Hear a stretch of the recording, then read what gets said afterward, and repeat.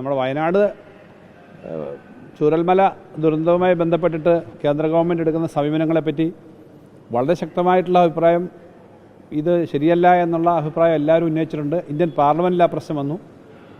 പാർലമെൻറ്റിന് പുറത്ത് കേരളത്തിലെ എംപിമാർ, BJPയുടെ MP ഒഴിച്ച് ബാക്കി എല്ലാ എംപിമാരും പ്രതിഷേധത്തിൽ ചേർന്നു.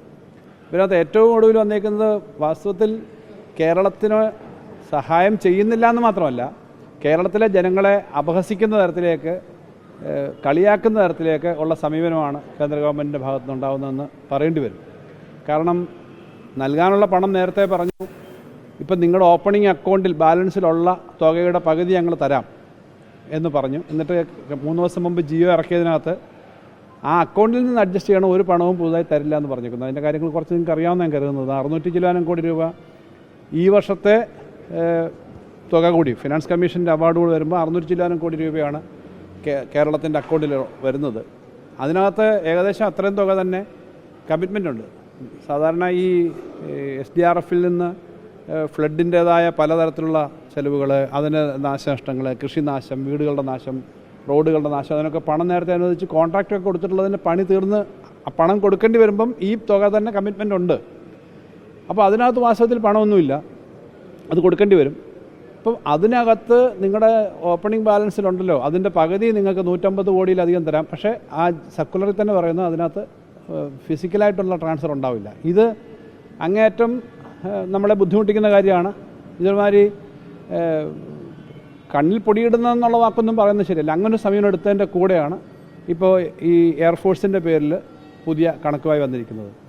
വാസ്തവത്തിൽ അത് മുറിവിനകത്ത്, നല്ല മുറിവിനകത്ത് കുറച്ചുകൂടി ഒരു മുളക് പുരട്ടുന്ന തരത്തിലാണ് കേന്ദ്രത്തിൻ്റെ സമീപനം. അതാണ് അതിനകത്തെ പ്രശ്നം. ഇത്രയും വലിയ ദുരന്തം ഉണ്ടായി. കേരളത്തിലെ ജനങ്ങളാണ്, കേരളത്തിൽ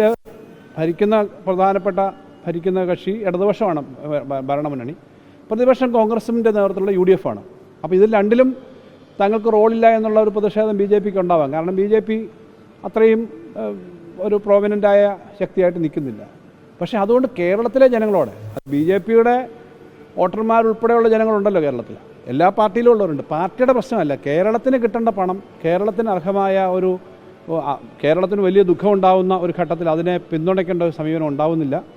എന്നിട്ട് അതിന് ന്യായീകരിക്കുന്ന കണക്കുകൾ മുൻ കേന്ദ്രമന്ത്രി പറയുന്നു, അതിൻ്റെ വിവാദങ്ങൾ വരുന്നു.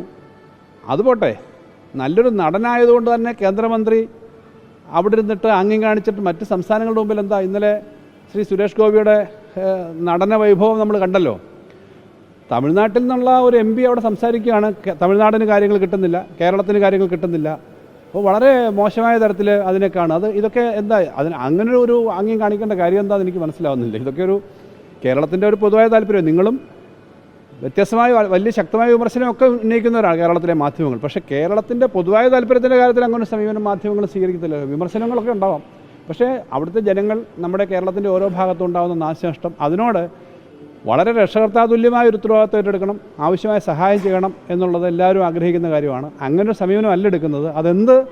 എന്ത് രാഷ്ട്രീയമാണ് ഇതിൻ്റെ പിന്നിലെന്ന് നമുക്ക് മനസ്സിലാവുന്നതേ ഇല്ല. കേരളത്തിൻ്റെ ധനസ്ഥിതി ബോധ്യപ്പെടുത്തുന്നൊരു പ്രശ്നം ഇതിൽ വരുന്നില്ല. കാരണം ധനസ്ഥിതി ബോധ്യപ്പെടുത്തുന്നതും അടുത്ത 5 വർഷക്കാലത്തേക്കുള്ള കേരളത്തിൻ്റെ സാമ്പത്തിക കാര്യങ്ങളെ സംബന്ധിച്ചാണല്ലോ. കഴിഞ്ഞ ദിവസങ്ങളിൽ 3 ദിവസം ധനകാര്യ കമ്മീഷൻ, 16ാം ധനകാര്യ കമ്മീഷൻ കേരളത്തിലുണ്ടായിരുന്നു. എല്ലാ പൊളിറ്റിക്കൽ പാർട്ടികളുമായിട്ടും ഒരു ചർച്ച നടത്തി. സംസ്ഥാന ഗവൺമെൻറ്റിൻ്റെ മെമ്മോറാണ്ടം മുഖ്യമന്ത്രിയുടെ നേതൃത്വത്തിൽ ഞങ്ങളെല്ലാവരും അതിന് പ്രത്യേകമായിട്ടുള്ള ഈ അവതരണവും മെമ്മോറാണ്ടം കൊടുത്തു. വളരെ നന്നായിട്ട് മെമ്മോറാണ്ടം തയ്യാറാക്കിയെന്ന് തന്നെയാണ് കമ്മീഷൻ പറഞ്ഞിട്ടുള്ളത്. നമുക്ക് ഏറ്റവും ന്യായമായ കാര്യങ്ങളെല്ലാം അത് ഉന്നയിച്ചിട്ടുണ്ട്. ഇനിയും കുറച്ച് അഡീഷണൽ കാര്യങ്ങൾ കൂടി ഡീറ്റെയിൽസ് വീണ്ടും കൊടുക്കും. കാരണം പല മേഖലയിൽ എല്ലാ ഡീറ്റെയിൽസും നമ്മൾ കൊടുത്തിട്ടുണ്ട്. വീണ്ടും അതിനകത്ത് അവർക്ക് വേണ്ട ഇൻപുട്ടെല്ലാം കൊടുക്കാം. പക്ഷേ അവർ വളരെ സാറ്റിസ്ഫൈഡ് ആയിട്ടാണ് ആ മെമ്മോറാണ്ടത്തിനകത്തെ കണ്ടൻറ്റുകളും വ്യത്യസ്തമായ കേരളം പറഞ്ഞതിനെ പറ്റിയെല്ലാം ചെയർമാൻ തന്നെ പത്രസമ്മേളനത്തിൽ പറയുകയുണ്ടായി. ഇത് ഇനി വരാൻ പോകുന്ന 5 വർഷക്കാലത്തേക്ക് എന്ന് പറഞ്ഞാൽ 2026 ഏപ്രിൽ മുതൽ വരുന്നതാണ് ഈ പുതിയ ധനകാര്യ കമ്മീഷൻ. ഈ വർഷം കഴിഞ്ഞ് അടുത്ത വർഷം എന്ന് പറഞ്ഞാൽ കേരളത്തിൻ്റെ ഭാവിയിലേക്ക് ഏറ്റവും പ്രധാനപ്പെട്ടതാണ് ധനകാര്യ കമ്മീഷൻ്റെ നിർദ്ദേശം നമ്മൾ കൊടുത്തു. അവിടെ തന്നെ നമ്മൾ പറഞ്ഞത് ഈ ദുരിതാശ്വാസത്തിൻ്റെ കാര്യം നമ്മൾ സ്പെസിഫിക്കായ ഒരു കാര്യം പറഞ്ഞിട്ടുണ്ട്. ഇപ്പോഴത്തെ അനുഭവം വെച്ചിട്ട് ഒരു സ്ഥലത്ത് ദുരിതം ഉണ്ടാവുകയാണെങ്കിൽ അതൊരു സ്റ്റേറ്റ്, വലിയ സ്റ്റേറ്റ് ആയിക്കോട്ടെ, ചെറിയ സ്റ്റേറ്റ് ആയിക്കോട്ടെ, സമ്പത്ത് നല്ലപോലുള്ള സ്റ്റേറ്റ് ആയിക്കോട്ടെ, അത്രയും ഇല്ലാത്ത സ്റ്റേറ്റ് ആയിക്കോട്ടെ, ദുരിതമെന്ന് പറഞ്ഞാൽ നാട്ടിലെ ഏറ്റവും വലിയ അപകടം ഉണ്ടാകുന്ന കാര്യമാണ്. എല്ലാം അത് 100% കേന്ദ്ര ഗവൺമെൻറ് തന്നെ നൽകണം എന്നാണ് നമ്മൾ എല്ലാ സ്റ്റേറ്റിനും. അത് നമ്മളിത് പറഞ്ഞിട്ടുണ്ട്. അത് വരുന്ന കാലത്തേക്കുള്ളതാണ്.